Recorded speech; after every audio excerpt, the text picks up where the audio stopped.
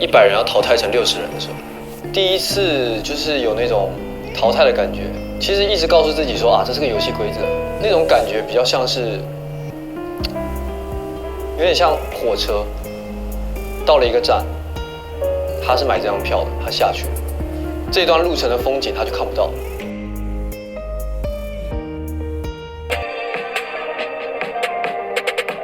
与其说是阻碍，不如说是它是一个让你信心更加坚定的一个过程。就是当有一些人给你一些质疑，他们看不好你的时候，我觉得，如果一个人很轻易的受他人影响的话，我觉得这条路会比较困难。现在也有很多质疑声，但我觉得我已经一路走过来了，所以其实没有什么太大的影响。我是觉得就是不要觉得说单身怎么这么可惜，就是其实你可以其实我觉得在这段时间你可以不断的去进步，不断充实自己，那提高自己的魅力。我是觉得说就是你如果真的对人出现，你有能力可以把他抓住，那个比较重要。对。作为一个老人来讲就是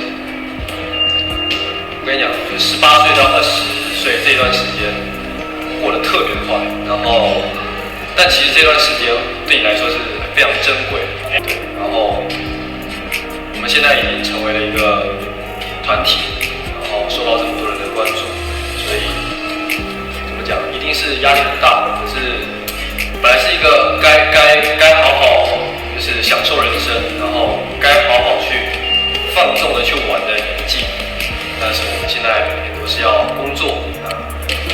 很多人都在期盼着我们做出一些漂亮的事情，辛苦你了。然后希望你在接下来这段时间里面能够好好消化，然后调整好心态，就会陪着你。我非常的提倡年轻人不要去局限自己，发掘更多的兴趣，搞不好以后它就是你的职业。你在工作的时候其实会更开心。我也很幸运的，就是现在也在做着我很喜欢的事情，也是一个兴趣转为工作的一个范例吧。我觉得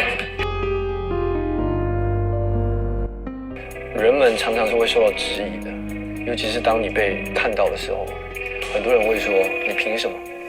我不凭什么。但为什么不是我呢？为什么不能是我？为什么不行？压力是一定会在的，不管你做什么。但是学会跟压力相处，我觉得还蛮值得去学